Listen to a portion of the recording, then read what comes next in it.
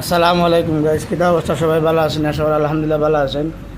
আমি সিলেট থেকে সুনামগঞ্জ আসার পথে রাত্রে প্রচুর বৃষ্টি, কিতা হইতাম আল্লাহ মাহবুদ, এমন এক গাড়ি তুলছি মানে কল্পনার বাইরে, আপনার চিন্তা করতে পারতা না।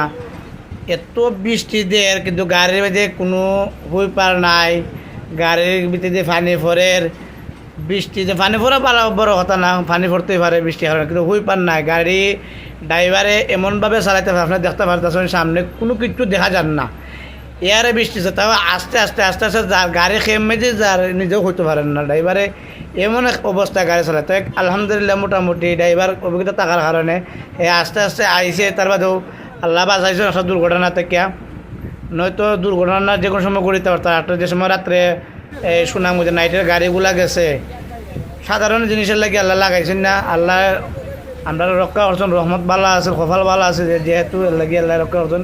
কিন্তু গাড়ির ভিতরে যদি আপনার এরকম হুইপার থাকে না, গাড়ির সিগনাল থাকে না, লাইট থাকে না ঠিক মতো, যখন লাইটের আলো দুই বাজে গেছে কি, সামনে যে লাইট আছে এটার কোনো কিছু দেখা যান না, এরকম অবস্থায় গাড়ি চালায়, দুর্ঘটনা ঘটলে তুই শেষ, জিন্দিগি বরবাদ।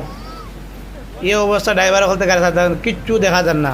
দেখ মোটামুটি বৃষ্টি কমার পরে কিছুটা অন্তত দেখা যায়, দেখতে পারতেছেন বৃষ্টি কমার পরে অনেকটা মোটামুটি ক্লিয়ার দেখা যার, আবার মতো যার। আল্লাহ সবাইকে রক্ষা করুক, হেফাজত করুক। এরকম গাড়ির জন্য আল্লাহ আর কোন সময় না উঠায়, আমরাও চাই কোন সময় না হয়। এর জন্য তো সুনামগঞ্জ রোডে বেশিরভাগ অ্যাক্সিডেন্টগুলো হয়, এই কারণে বেশিরভাগ অ্যাক্সিডেন্টগুলো হয়।